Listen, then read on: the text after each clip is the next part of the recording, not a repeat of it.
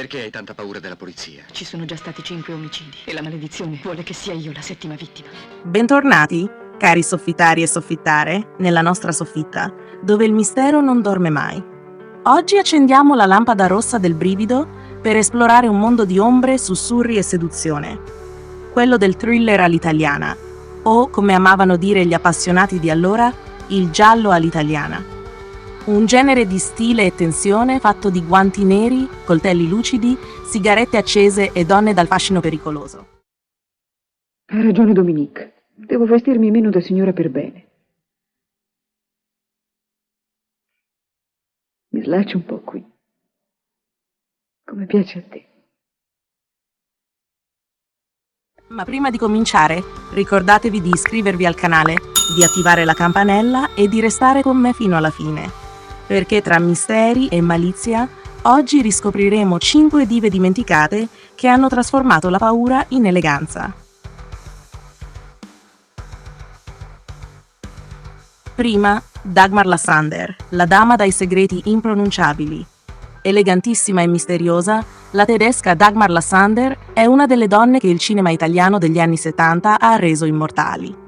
Dopo gli esordi in Germania, conquista il pubblico con Le foto proibite di una signora per bene del 1970, diretto da Luciano Ercoli, un thriller psicologico raffinato dove interpreta una donna perseguitata da un ricattatore invisibile.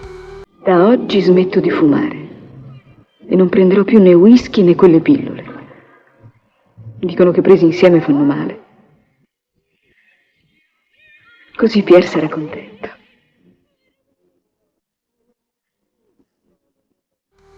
La ritroviamo poi in L'Iguana dalla lingua di fuoco del 1971, un giallo torbido diretto da Riccardo Freda, ambientato in una Dublino violenta e decadente. Dagmar non era solo bella, era magnetica. Bastava uno sguardo per capire che dietro quella chioma rossa si nascondeva sempre un segreto inconfessabile. Seconda, Marina Malfatti, la regina gotica del mistero. Marina Malfatti, toscana di nascita ma diva internazionale, è stata la musa del gotico italiano e del thriller più elegante. In La notte che Evelyn uscì dalla tomba del 1971, diretta da Emilio Miraglia, interpreta la sposa di un nobile ossessionato dal fantasma della moglie morta. L'anno dopo torna in La dama rossa uccide 7 volte, 1972, un giallo gotico di straordinaria bellezza visiva. Marina era l'incarnazione della femme fatale dal cuore fragile, bellissima, raffinata, ma con un'ombra di malinconia che la rendeva irresistibile. Anche quando fuggiva da un assassino, lo faceva con stile. Terza, Ida Galli, conosciuta come Evelyn Stewart, il volto che non dimentichi. Dietro il nome d'arte Evelyn Stewart si nasconde l'italianissima Ida Galli, una delle attrici più versatili e affascinanti del thriller all'italiana. Con il suo volto angelico e lo sguardo inquieto, è stata diretta dai grandi maestri del genere.